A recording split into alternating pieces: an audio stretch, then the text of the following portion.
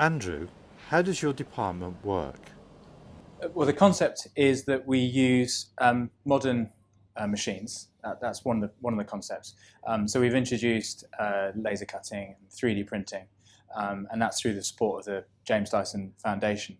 But in a way, more importantly, it's the way you use that modern machinery.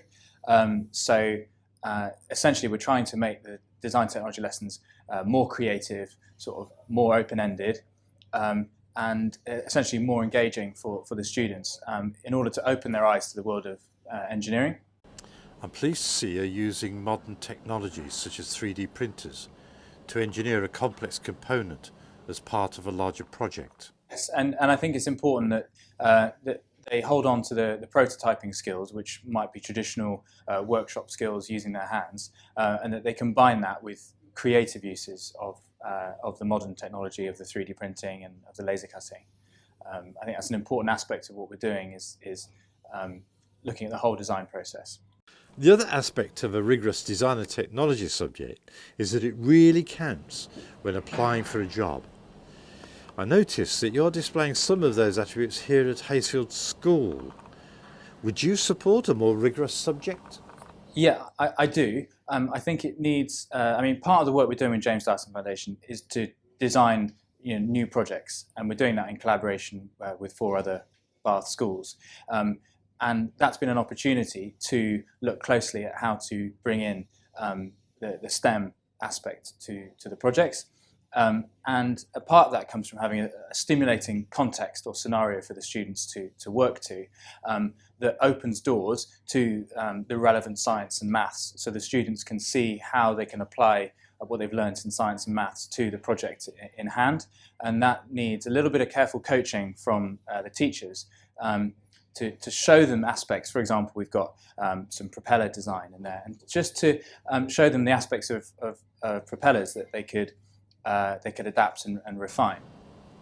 How does this girls' school encourage its students to engage in engineering skills? The students embrace making, and in a sense, it's a real opportunity for them to do so. They love being in the workshop environment. I mean, we offer wonderful textiles and food as well within what we offer, and yet they're just at home working with machines.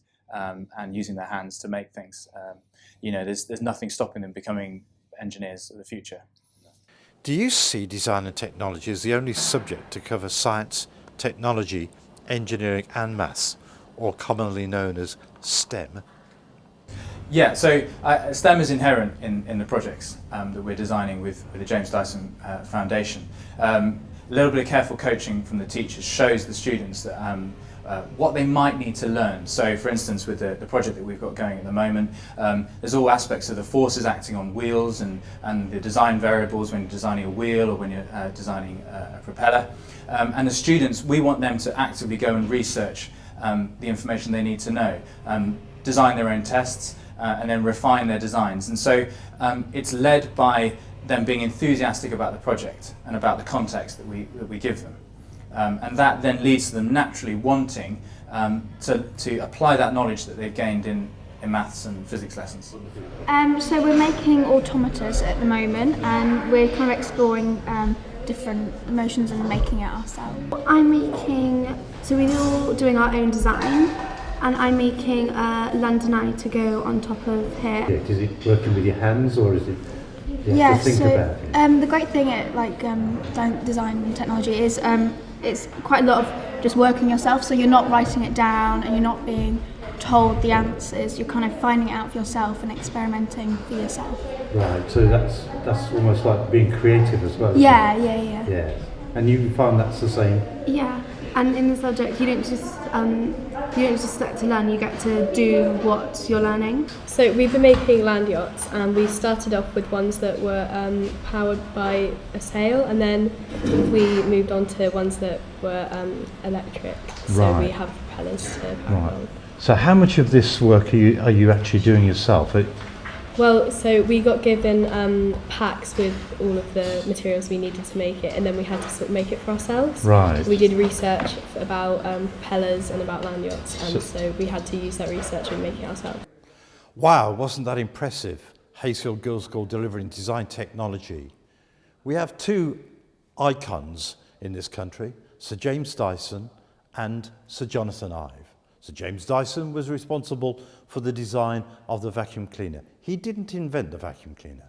And the same with Sir Jonathan Ive. He didn't invent the telephone, but he was the creator and design engineer for the iPad and the iPhone.